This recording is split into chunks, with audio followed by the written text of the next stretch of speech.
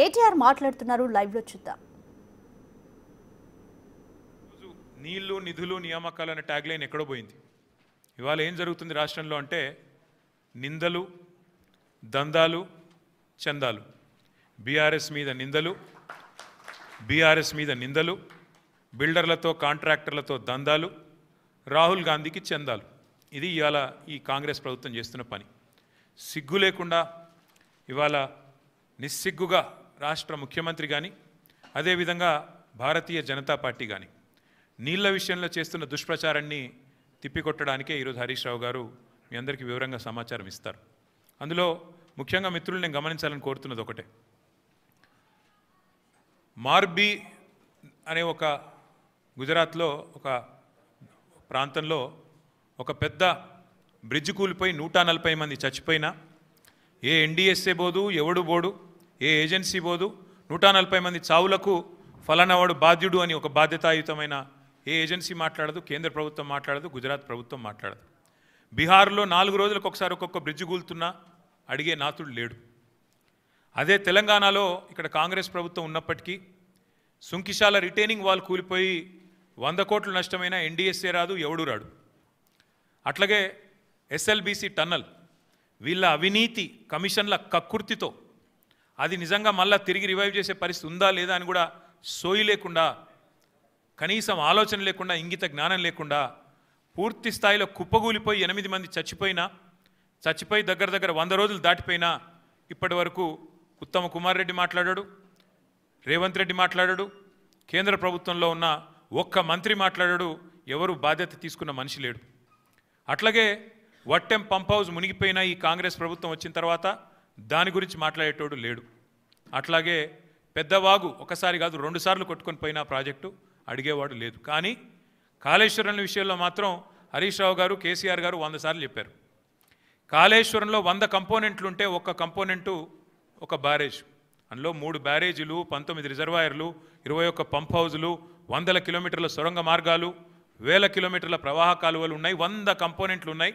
ఆ 100లో ఒకటి మేడిగడ్డ బ్యారేజు. అందులో మొత్తం 371 పిల్లర్లు ఉంటే 3 బ్యారేజీలు కలిపి 2 పిల్లర్లలో ఒక దగ్గర పగులు వచ్చింది.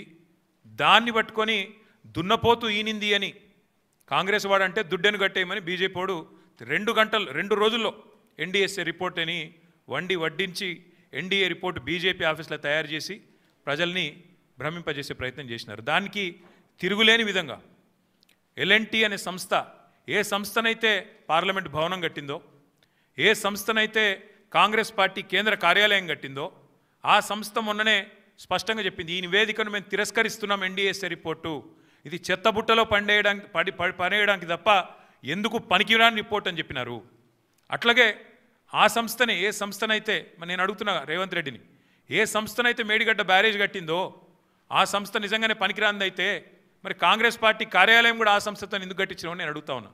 కాంగ్రెస్ పార్టీ కార్యాలయం కూడా తెలంగాణకి వెళ్ళిపోయిన మూటలతోనే కట్టిరు, మీరు అందరికి తెలుసు అది.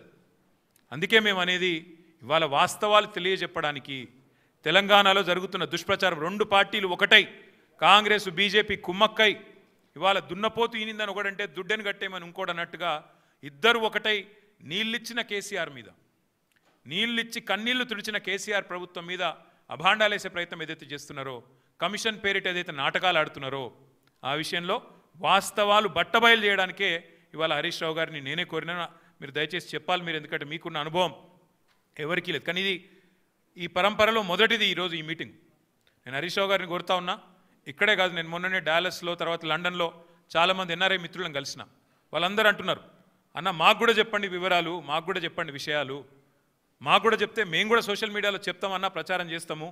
ఈ విషయంలో ప్రభుత్వం ఒకడేమో మరి బట్టగాల్చి మీదేస్తుంటే ఇంకోటి దానికి తానా అంట తందానా అంటున్నాడు. కాంగ్రెస్ వాడు బీజేపీ వాడు ఇద్దరు కలిసి తెలంగాణ బొండిగా విసికే ప్రయత్నం చేస్తున్నారు.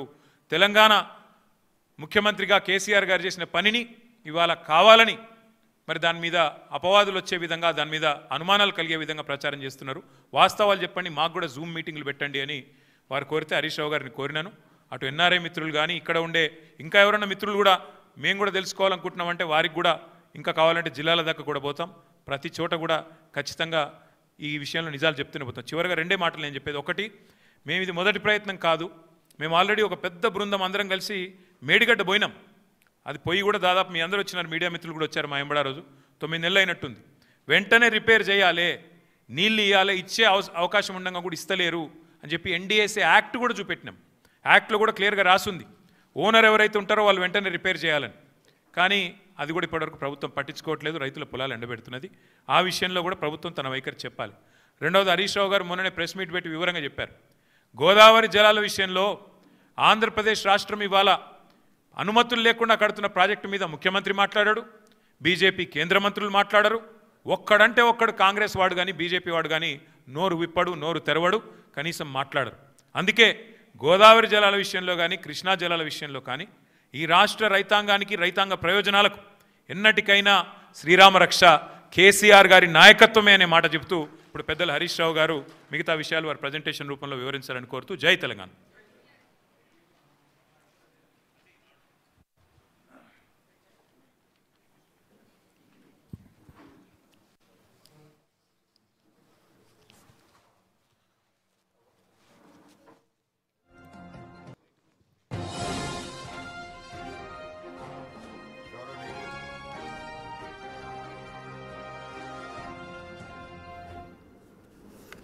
ఈరోజు కాళేశ్వరంపై Harish Rao power point presentation ఇవ్వనున్నారు. సో ఇదే మీటింగ్లో కేటీఆర్ కూడా మాట్లాడారు.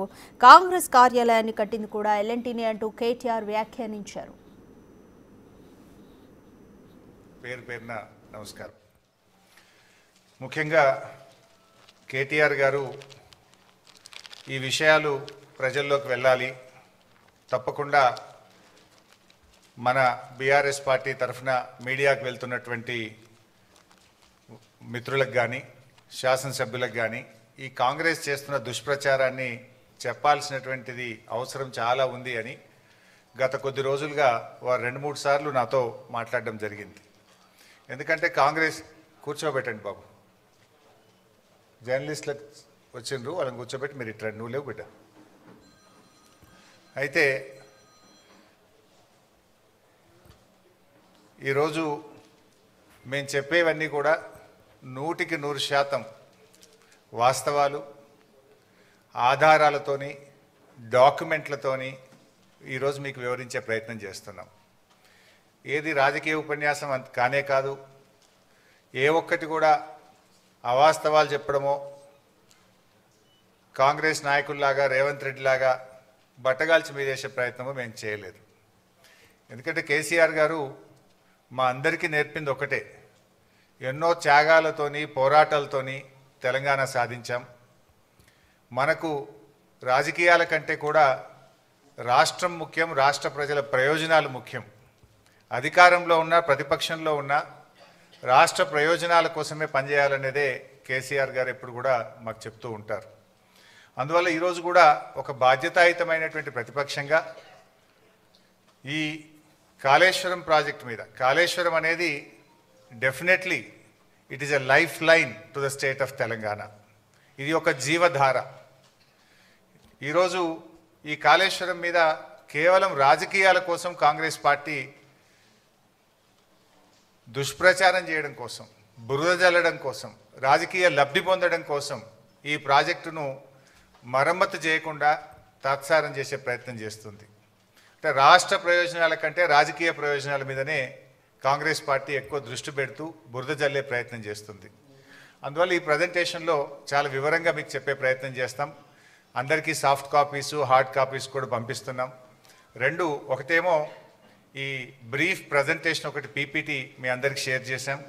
రెండవది కాళేశ్వరం ప్రాజెక్టు మీద వాస్తవాలు, అంటే వక్రీకరణలు, వాస్తవాలు, వివరాలన్నీ కూడా మీకు అందిస్తూ ఉన్నాం. ఈ 2 బుక్స్ కూడా మీ అందరికీ ఇచ్చాం, దయచేసి చదవండి. మీరు ప్రజెంటేషన్ అయిన తర్వాత ఇంకేమైనా డౌట్స్ ఉంటే కూడా ఐ విల్ క్లారిఫై. మీ అందరికీ ఒక నోట్బుక్, పెన్ కూడా ఇచ్చాం, నోట్ చేసుకోండి. లాస్ట్లో I will answer all your questions and doubts. Yeah please. నేను కూడా ఈరోజు రాజకీయ విమర్శలు చేయట్లేదు, ఓన్లీ వాస్తవాలు చెప్పే ప్రయత్నమే చేస్తున్నా. పొలిటికల్గా చాలా వేదికలు ఉన్నాయి, మాట్లాడతాం. కానీ today I will try to explain the brief facts on Kaleshwaram. ముందుగా అసలు కాళేశ్వరం అంటే ఏంటి? పదే రేవంత్ రెడ్డి గారు కాళేశ్వరం కుప్పగూలిపోయింది అని ఒక స్టాండర్డ్ డైలాగ్ కొడుతూ వస్తూ ఉన్నాడు. వాస్తవానికి కాళేశ్వరం అంటే 3 బ్యారేజీలు, 15 రిజర్వాయర్లు, 19 సబ్స్టేషన్లు, 21 పంప్ హౌస్లు, 203 కిలోమీటర్ల టనెల్లు, 1531 కిలోమీటర్ల గ్రావిటీ కెనాలు, 98 కిలోమీటర్ల ప్రెషర్ మెయిను, 141 టీఎంసీల సామర్థ్యం కలిగిన రిజర్వాయర్లు, 530 మీటర్ల ఎత్తుకు నీటిని ఎత్తిపోసేటువంటి వ్యవస్థ, 240 టీఎంసీల నీటి వినియోగం. ఇది మొత్తం కాళేశ్వరం యొక్క సమాహారం. ఈ మొత్తంలో ఆ 3 బ్యారేజీల్లో ఒక బ్యారేజీలో 2 పిల్లర్లు మాత్రమే కుంగాయి. అంటే మీకు 15 రిజర్వాయర్లు ఇంటాక్ట్ ఉన్నాయి, 19 సబ్స్టేషన్లు ఇంటాక్ట్ ఉన్నాయి, 21 పంప్ హౌస్లు ఇంటాక్ట్ ఉన్నాయి, 203 కిలోమీటర్ల టనల్ ఇంటాక్ట్ ఉంది, 1531 కిలోమీటర్ల గ్రావిటీ కెనాల్ ఇంటాక్ట్ ఉంది, 98 కిలోమీటర్ల ప్రెషర్ మెయిన్ ఇంటాక్ట్ ఉంది, 141 టీఎంసీల రిజర్వాయర్లు ఇంటాక్ట్ ఉన్నాయి, ఈ లిఫ్ట్ సిస్టమ్ ఇంటాక్ట్ ఉన్నది. ఆ 3 బ్యారేజీల్లో ఒక బ్యారేజ్ మేడిగడ్డ, దాంట్లో 85 పియర్స్ ఉన్నాయి. రెండవ బ్యారేజ్ సుందిల్లా, అందులో 74 పియర్స్ ఉంటాయి. మూడవ బ్యారేజ్ అన్నారం, అందులో 64 పియర్స్ ఉన్నాయి. సో అన్నారంలో ఉన్న 64 పియర్సు బ్యారేజ్ ఇంటాక్ట్, సుందిల్లలో ఉన్న 74 పియర్సు బ్యారేజు ఇంటాక్ట్. మేడిగడ్డ బ్యారేజీలో 85 పియర్స్లో 2 పియర్స్ మాత్రమే కుంగినాయి. అంటే కాళేశ్వరంలో ఉండే ఇన్ని కాంపోనెంట్లలో ఒక బ్యారేజ్ మేడిగడ్డ, ఆ మేడిగడ్డలో 85 పియర్స్లో 2 పియర్స్ మాత్రమే కుంగినాయి.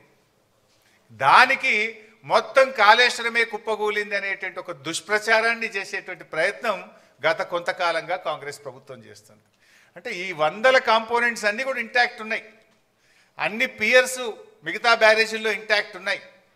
అండ్ కాళేశ్వరంలో బ్లాక్ వైజ్ కట్టాం మనం. జనరల్గా ఏదైనా ఒక బ్రిడ్జ్ కానీ ఏదైనా ఉంటే ఒక పియర్ పోతే మొత్తం బ్రిడ్జ్ పోవాల్సి వస్తుంది. కానీ ఇలా మేడిగడ్డలో దేర్ ఆర్ 7 బ్లాక్స్.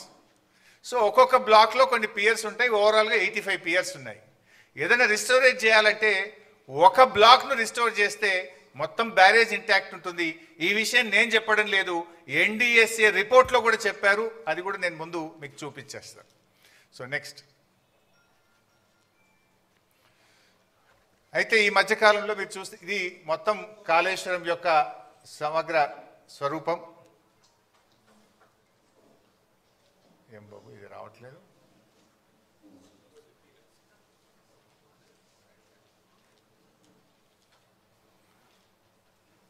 ఇది వస్తుందా బాబు? సో మీరు గమనిస్తే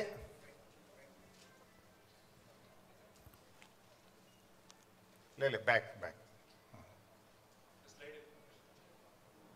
పైన వస్తుంది కానీ దీని మీద రావట్లేదు.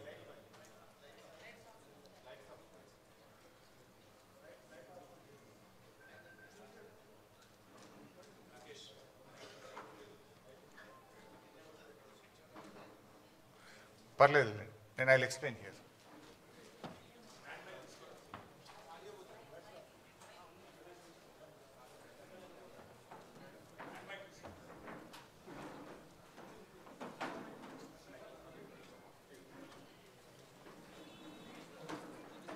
మీరు గమనిస్తే ఇందులో యాక్చువల్గా తమ్మిడిహట్టి ఆ పైన, దిస్ ఈజ్ తమ్మిడిహట్టి.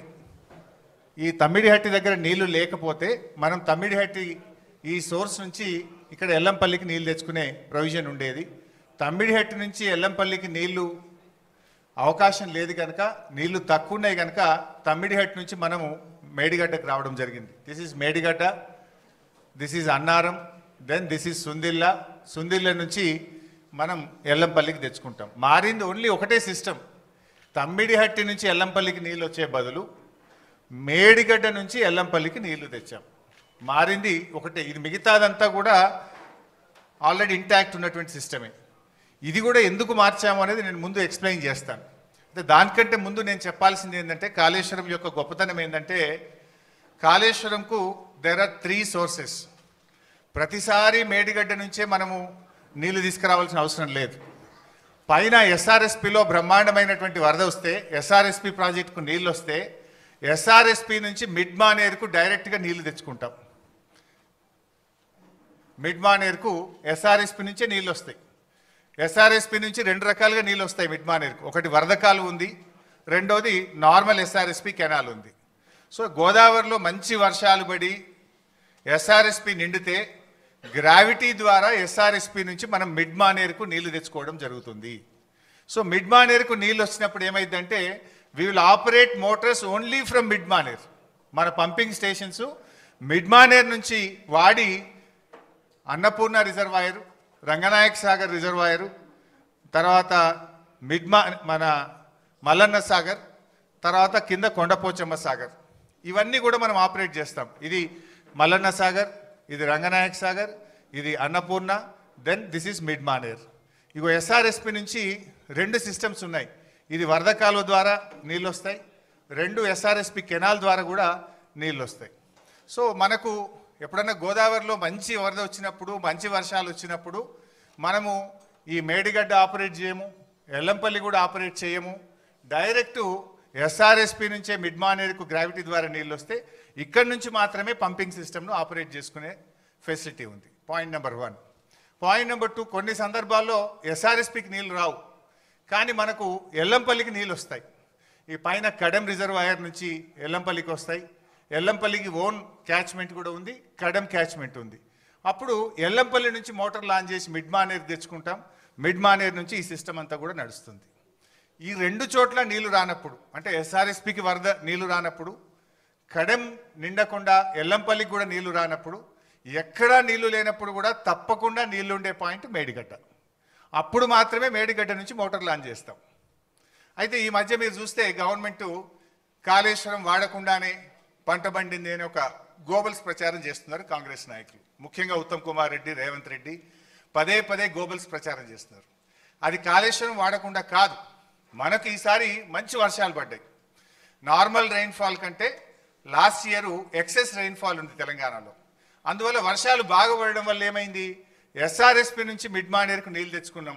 మిడ్ మానేరులో పంపు చేసి అన్నపూర్ణ, రంగనాయక సాగర్, మల్లన్న సాగర్, కొండపోచమ్మ సాగర్ ఇవన్నీ కూడా నింపినాం ఈసారి. సో అన్నపూర్ణ కింద పంట పండింది, రంగనాయక సాగర్ కింద 1,00,000 ఎకరాల పంట పండింది, మిడ్ మానేరు కింద 70-80 వేల ఎకరాల పంట పండింది, కొండపోచమ్మ సాగర్ కింద కూడా పంట పండింది. అంటే మరి ఇదంతా కాళేశ్వరంలో భాగం కాదా? వర్షాలు బాగుపడ్డాయి కనుక మనం ఇక్కడ మోటార్ లాంచ్ చేయకుండా డైరెక్ట్ ఎస్ఆర్ఎస్పి నుంచి మిడ్ మానేరుకు వచ్చినాయి. సో మిడ్ మానేరులో మోటార్లు నడిపినామంటే ఇది కాళేశ్వరంలో అంతర్భాగం. ఇక్కడ కాళేశ్వరం ప్రాజెక్టులో కట్టిన మోటార్లతోనే అన్నపూర్ణకు నీళ్ళు వచ్చినాయి, అన్నపూర్ణలో పెట్టిన మోటార్లతో రంగనాయక సాగర్ నీళ్ళు వచ్చినాయి, రంగనాయక సాగర్లో మోటార్లు నడిపితే మల్లన్న సాగర్ నీళ్ళు వచ్చినాయి, మల్లన్న సాగర్లో మోటార్ నడిపితే కొండపోచమ్మ సాగర్కు నీళ్ళు వచ్చినాయి. ఈ వ్యవస్థ అంతా కూడా పనిచేయడం వల్లనే పంట పండింది, మొదటి పంటకు రెండవ పంటకు. ఇక్కడ దుబ్బాక శాసనసభ్యులు ప్రభాకర్ రెడ్డి గారు ఉన్నారు, వారికి మల్లన్న సాగర్ నుంచి దాదాపు వారి నియోజకవర్గంలో కొన్ని వందల చెరువులు, చెక్ డ్యాములు నింపితే అద్భుతమైన పంట పండింది. మెదక్ మాజీ ఎమ్మెల్యే పద్మాదేవేంద్ర రెడ్డి గారు ఉన్నారు, ఇదే మల్లన్న సాగర్ నుంచి రామాయణపేట కెనాల్ ద్వారా నీళ్ళు ఇస్తే కొన్ని వేల ఎకరాల్లో దుబ్బాక, మెదక్ నియోజకవర్గంలో పంట పండింది. కొండపోచమ్మ సాగర్ నుంచి ఇటు యాదగిరిగుట్ట, ఆలేరు నియోజకవర్గానికి, గజ్వేల్ నియోజకవర్గానికి ఇవాళ నీళ్లు పోయినాయి. అంటే గోదావరి నీళ్లు కొండపోచమ్మ నుంచి యాసంగిలో నీళ్లు వదిలిండ్రు. సుంతాల మహేందర్ రెడ్డి గారు ఉన్నారు, అక్కడ కొత్త గెలిచిన ఎమ్మెల్యే పోయి ఆ నీళ్ళ కొబ్బరికాయలు కొట్టుండే. ఎక్కడి ఆ నీళ్లు? కొండపోచమ్మ సాగర్కు నీళ్ళు ఎక్కడి నుంచి వచ్చినాయి? Kondapochamma Sagar is part of Kaleshwaram. Kaleshwaram నీళ్ళు అక్కడికి వచ్చినాయి కనుక అక్కడి నుంచి కెనాల్ ద్వారా ఆలేరు నియోజకవర్గంలో మన యాసంగి పంటకు నీళ్ళు ఇచ్చినాము, సిద్దిపేట నియోజకవర్గానికి నీళ్ళు ఇచ్చినాము, సిరిసిల్ల నియోజకవర్గానికి నీళ్ళు ఇచ్చినాము. అట్లా కొన్ని లక్షల ఎకరాల్లో కాళేశ్వరం ద్వారా మొన్న పంట పండింది. అయితే వీళ్ళేం ప్రచారం చేస్తున్నారు? కాళేశ్వరం వాడకుండానే పంట పండిందనే దుష్ప్రచారం చేస్తున్నారు. ఇవన్నీ కూడా కాళేశ్వరంలో అంతర్భాగం. అయితే ఈసారి మనకు ఎల్లంపల్లిలో మంచి నీళ్ళు వచ్చినాయి కడెం నుంచి. సో ఎల్లంపల్లి మోటార్లు రన్ చేసి ఎల్లంపల్లి ద్వారా కాళేశ్వరం సిస్టమ్ పనిచేసింది, మిడ్ మానేర్ ద్వారా కాళేశ్వరం సిస్టమ్ పనిచేసింది. ఈ 2 సిస్టంలు వాడడం వల్ల ఈసారి బ్రహ్మాండమైనటువంటి పంటలు పండినాయి. వేలాది చెరువులు నింపినాం, వందలాది చెక్ డ్యాములు నింపినాం, నేరుగా కెనాల్స్ ద్వారా కూడా వేలాది ఎకరాలకు, లక్షలాది ఎకరాలకు కాళేశ్వరం ద్వారా ఈసారి నీళ్ళు ఇచ్చినాం. అయితే this year is a good year. వర్షాలు బాగుపడడం వల్ల మనము మిడ్ మానేర్, ఎల్లంపల్లి నుంచి మాత్రమే కాళేశ్వరం సిస్టమ్ నడుపుకున్నాము, దాని ద్వారా పంట పండింది. సో ఇప్పటిదాకా జరిగిన ప్రచారం ఏదైతే ఉందో వీళ్ళు రేవంత్ కానీ ఉత్తమ్ గారు చేసేది పూర్తిగా కాళేశ్వరం లేకుండా పంట పండింది అనేటువంటిది పూర్తిగా సత్యదూరమైనటువంటిది. So Kaleshwaram has 3 sources. మంచి వర్షాలు పడితే ఎస్ఆర్ఎస్పి మిడ్ మానేర్ నుంచి సిస్టమ్ నడుపుతాం. యావరేజ్ రెయిన్ఫాల్ ఉంటే ఎల్లంపల్లి మిడ్ మానేర్ సిస్టమ్ నడుపుతాం. బ్యాడ్ ఇయర్ అయితే, వర్స్ట్ ఇయర్ అయితే కూడా మనము మేడిగడ్డ నుంచి నీళ్లు తీసుకోవడానికి there are 3 systems. Current bill మీద కూడా కొందరు మాట్లాడుతుంటారు. వర్స్ట్ ఇయర్ మాత్రమే మనము Medigadda to Annaram, Annaram to Sundilla, Sundilla to Yellampalli, Yellampalli to mid Maner మొత్తం సిస్టమ్ నడుపుతాం. సో గుడ్ ఇయర్ ఉన్నప్పుడు ఏమవుతుంది, ఓన్లీ 50% ఆఫ్ ద మోటార్స్ మాత్రమే నడుపుతాం మంచి వర్షపాతం ఉంటే. యావరేజ్ ఉంటే మనకు ఎల్లంపల్లి నుంచి నడుపుతాం. బ్యాడ్ ఇయర్ ఉంటే మేడిగడ్డ నుంచి నడుపుతాం. సో అందువల్ల కాళేశ్వరంకు 3 సోర్సెస్ ఉన్నాయి. సో ఈ సంవత్సరం కూడా కాళేశ్వరంతోని వానకాలం పంట పండింది, యాసంగి పంట పండింది, భూగర్భ జలాలు పెరిగినాయి. మొన్నటిదాకా ఏదైతే కాంగ్రెస్ పార్టీ కాళేశ్వరం లేకుండా పంట పండిందని చెప్పిందంతా కూడా పూర్తిగా సత్యదూరమైనటువంటి విషయం. ఇన్ఫ్యాక్ట్ బీఆర్ఎస్ గవర్నమెంట్ రాకముందు ప్రాజెక్టుల ద్వారా చెరువులు నింపే ఫెసిలిటీ లేదు.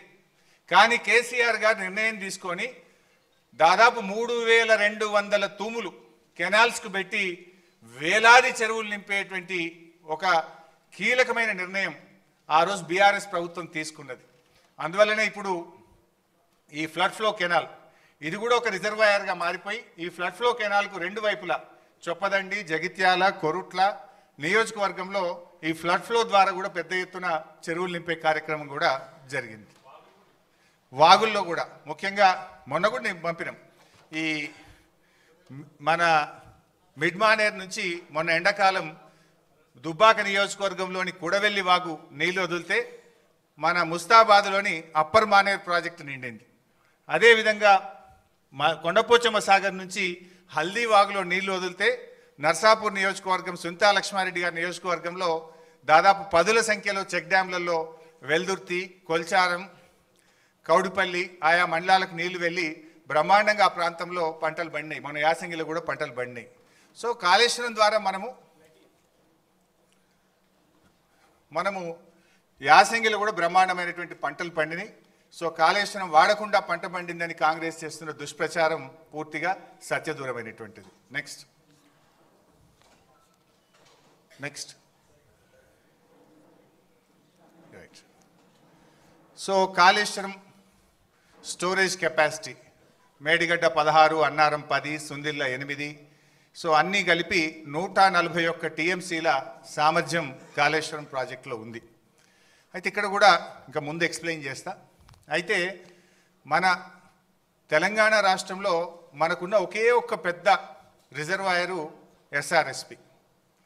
యాక్చువల్గా ఎస్ఆర్ఎస్పి తప్ప మనకు మేజర్గా స్టోరేజ్ కెపాసిటీ లేదు. ఉమ్మడి ఆంధ్రప్రదేశ్లో తెలంగాణలో కట్టిన కల్వకుర్తి కానీ, నెట్టంపాడు కానీ, భీమా కానీ, కోయిల్ సాగర్ కానీ ఏ ప్రాజెక్టులు కూడా రిజర్వాయర్లు కట్టలేదు. కానీ కేసీఆర్ గారు ముందు చూపుతోని ఇంత బ్రహ్మాండంగా 141 టీఎంసీల రిజర్వాయర్లను మరి పెద్ద ఎత్తున 16 రిజర్వాయర్లను రూపకల్పన చేసి వీటన్నిటి కూడా నిర్మించాం. కొంతమంది అంటుంటారు కాళేశ్వరం ప్రాజెక్ట్ కాస్ట్ పెరిగింది. అంతకుముందు వాళ్ళు పెట్టిన ప్రాణహిత చేవెళ్లలో 141 కాదు, కేవలం 11 టీఎంసీల సామర్థ్యం మాత్రమే ఉండేది. మరి మల్లన్న సాగర్ లాంటి రిజర్వాయర్ 50 టీఎంసీల రిజర్వాయర్ కడితే అక్కడ 13,000 ఎకరాల భూసేకరణ చేసినాం. దాదాపు 8 గ్రామాలకు R&R కాలనీ చేసినాం. మరి అక్కడ ఫారెస్ట్ డిపార్ట్మెంట్ కూడా ఫారెస్ట్ ల్యాండ్ తీసుకొని డబ్బులు కట్టినాం. 50 టీఎంసీల రిజర్వాయర్ కట్టాలంటే డబ్బులు అవసరమైతే ప్రాజెక్ట్ కాస్ట్ పెరుగుతుందా పెరగదా? సో ఇవన్నీ కూడా ఈ కాళేశ్వరం ఇవన్నీ కూడా ఇంటాక్ట్ ఉన్నాయి. All are working. మేడిగడ్డ ఈ నుంచి మొదలుకుంటే ఈ మల్లన్న సాగర్, కొండపోచమ్మ సాగర్, రంగనాయక సాగర్, అనంతగిరి, మలకపేట, మేడారం, అదేవిధంగా గంధమల్లాక్ ఇవన్నీ కూడా ఇంటాక్ట్గా ఈరోజు రిజర్వాయర్లు వాడకంలో ఉన్నాయి. ఇవన్నీ కూడా నెక్స్ట్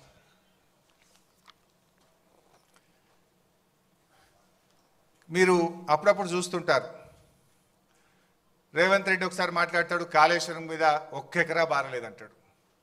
ఉత్తమ్ కుమార్ రెడ్డి రోజు నిద్రలేసి 50,000 ఎకరాలే బారిందంటాడు. ఇంకొక కాంగ్రెస్ నాయకుడు అంటాడు 1,00,000 ఎకరాలే బారిందంటాడు. ఇవాళ నోటికి మొక్కాలి. ఒక్కొక్క లీడర్ ఒక్క తీరుగా మాట్లాడతాడు. ఇది నేను చెప్తున్నది కాదు. Source submission of irrigation engineers report to the newly formed Congress government. కొత్తగా రాష్ట్రంలో ఏర్పాటైన కాంగ్రెస్ ప్రభుత్వానికి వీళ్ళు కాళేశ్వరం రివ్యూకు పోతే ఇరిగేషన్ డిపార్ట్మెంట్ ఇచ్చిన ప్రజెంటేషన్ కాపీ, ఇది నా సొంత కవిత్వం కాదు, డిపార్ట్మెంటు కాంగ్రెస్ ప్రభుత్వానికి ఇచ్చిన ప్రజెంటేషన్. కాళేశ్వరం ద్వారా అప్పటికి 98,570 ఎకరాలు ఆయకట్టని, ఇది డైరెక్ట్ కాలువల ద్వారా.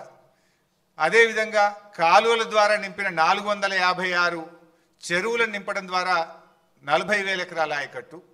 ఎస్ఆర్ఎస్పి స్టేజ్ 1 స్టేజ్ 2 నిజాం సాగర్కు 1,67,000 ఎకరాల కొత్త ఆయకట్టు. మొత్తం 3,04,766 ఎకరాల కొత్త ఆయకట్టుకి ఇచ్చాం. అదేవిధంగా స్థిరీకరణ 17,08,230 ఎకరాలు స్థిరీకరణ జరిగింది. అదేవిధంగా కూడవెల్లి హల్దీ వాగుల ద్వారా ఇందాక కేటీఆర్ గారు చెప్పినట్టు ఆ 2 వాగుల మీద 66 చెక్ డ్యాములు నింపితే 20,576 ఎకరాలకు సాగునీరు అందింది. మొత్తంగా కాళేశ్వరం ప్రాజెక్టు ద్వారా 20,33,572 ఎకరాలకు సాగునీరు అందింది. ఇది వాస్తవం. కానీ ఏం మాట్లాడతారు? 1 ఎకరా బారలేదని ఒకడంటాడు, 50,000 ఎకరాలు బారిందని ఒకడంటాడు, 1,00,000 ఎకరాలు బారిందని ఒకడంటాడు. వాస్తవానికి 20,33,572 ఎకరాలకు అప్పటికే సాగునీరు అందించాం.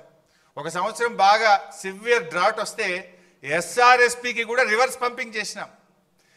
మిడ్ మానేర్ నుంచి ఎల్ఎండికి నీళ్లు తెచ్చి ఎల్ఎండి ద్వారా ఎస్ఆర్ఎస్పి స్టేజ్ 1కు స్టేజ్ 2లో తుంగతుర్తి, సూర్యాపేట, కోదాడ దాకా కూడా కాళేశ్వరం నీళ్లు పంపించి పంటలు కాపాడింది కేసీఆర్ గారి ప్రభుత్వం. సో ఇది అంతా కూడా ఇది వాస్తవమైన రిపోర్ట్, ఇది ఇరిగేషన్ డిపార్ట్మెంట్ ఇస్తున్న రిపోర్ట్. కానీ కాంగ్రెస్ నాయకులు ఎకరం బారలే 50,000 వారింది అనేటువంటి ఒక దుష్ప్రచారం చేస్తున్నారు. ఇది one point. Next, so Godavari నది మొత్తం 1465 కిలోమీటర్లు ఉంటే మోర్ దెన్ 50%, 750 కిలోమీటర్లు మన తెలంగాణలో ప్రవహిస్తుంది. అయితే ఉమ్మడి ఆంధ్రప్రదేశ్లో కొన్ని జీవోలు ఇచ్చినారు అప్పటి ప్రభుత్వం. మొత్తం అంటే అప్పుడు బచావత్ ట్రిబ్యునల్ ఏం అవార్డు ఇచ్చిందంటే పైన రాష్ట్రాలకు నీళ్లు కేటాయిస్తూ all water belongs to the state of Andhra Pradesh అని చెప్పారు. అంటే అప్పుడు దిగువ రాష్ట్రంగా మనం ఉన్నాం కనుక ఇక మొత్తం నీళ్లు వీలయ్యాయి అని చెప్పిండ్రు. ఆ మొత్తం నీళ్ళలో అప్పటి ఆంధ్రప్రదేశ్ ప్రభుత్వం 1,480 టీఎంసీలు కేటాయిస్తే అందులో 969 తెలంగాణకు, 400 మిగతాది 969 కాకుండా మిగతా 500 ఆంధ్రప్రదేశ్కు కేటాయించింది. అంటే ఏ రోజు కూడా మనం 400 టీఎంసీలు కూడా వాడలేదు. అంటే ఏ ప్రాజెక్టులు కూడా కట్టకపోవడం వల్ల దేవాదులు కడితే పనులు జరగలే. మరి అదేవిధంగా ఎస్ఆర్ఎస్పి స్టేజ్ 2కు ఎన్నడూ 1 ఎకరానికి నీళ్లు పోలే. అయితే అప్పుడు తెలంగాణ ఉద్యమం కేసీఆర్ గారి నాయకత్వంలో ఉమ్మడి బాగా ఉధృతంగా జరుగుతూ ఉంటే ఆ తుమ్మిడిహట్టి దగ్గర ప్రాణహిత అనేటువంటి ప్రాజెక్టుకు రాజశేఖర రెడ్డి గారు శంకుస్థాపన చేసిండ్రు. అది కూడా ఆదరబాధగా అప్పుడు జలయజ్ఞం చేసి ఆంధ్రప్రదేశ్లో పోతిరెడ్డిపాడును పెంచి నీళ్లు తీసుకుపోయే ప్రయత్నం, ఆంధ్రప్రదేశ్ పోలవరం కట్టి నీళ్లు తీసుకుపోయే ప్రయత్నంలో తెలంగాణలో కూడా ఏదో ఒకటి స్టార్ట్ చేయాలని ఉద్యమంలో ఆ రోజు ప్రాణహితకు శంకుస్థాపన చేసిండ్రు. నెక్స్ట్, బట్ ఏం జరిగిందో కూడా నేను చెప్తా. ప్రాణహితలో 2007లో ప్రాణహితకు శంకుస్థాపన చేస్తే 2014 వరకు అంటే 8 సంవత్సరాలు కాంగ్రెస్ పార్టీ అధికారంలో ఉంది. ప్రాజెక్టు రూపకల్పన చేసినప్పుడు అప్పుడు అసెంబ్లీ ఎలక్షన్స్ 2009లో ఉండే. 2009 ఎలక్షన్ల ముందు ఒక ప్రాజెక్టుకు 4 జిల్లాల్లో కొబ్బరికాయ కొట్టిండ్రు. కరీంనగర్, మెదక్, ఆదిలాబాద్, రంగారెడ్డి 4 జిల్లాల్లో కొబ్బరికాయ కొట్టి 4 ఏళ్లలో ప్రాజెక్టు పూర్తి చేస్తాం, 4 ఏళ్లలో నీళ్లు ఇస్తామని చెప్పి ఆ రోజు పెద్ద పెద్ద అడ్వర్టైజ్మెంట్లు ఇచ్చి ప్రచారం చేసిండ్రు. సరే 4 ఏళ్లలో ప్రాజెక్టు పూర్తి చేయడం అటుంచండి, కనీసం 4 ఏళ్లలో ప్రాజెక్టుకు అనుమతులు కూడా తేలే. 4 ఏళ్ళు ఇచ్చిపెట్టండి, 8 ఏళ్ళు వాళ్ళే అధికారంలో. 2007 to 14 కేంద్రంలో కాంగ్రెస్ ప్రభుత్వం, మహారాష్ట్రలో కాంగ్రెస్ ప్రభుత్వం, ఆంధ్రప్రదేశ్లో కాంగ్రెస్ ప్రభుత్వం. అప్పుడు ఇదే ఉత్తమ్ కుమార్ రెడ్డి మంత్రిగా ఉన్నాడు, ఇదే కోమటిరెడ్డి వెంకటరెడ్డి మంత్రిగా ఉన్నాడు, ఇదే శ్రీధర్ బాబు మంత్రిగా ఉన్నాడు. కానీ వీళ్ళెవ్వరూ పట్టించుకోలే. 8 ఏళ్లలో కాళేశ్వరం ప్రాజెక్టుకు అసలు అనుమతులు కూడా సాధించినటువంటి పరిస్థితి.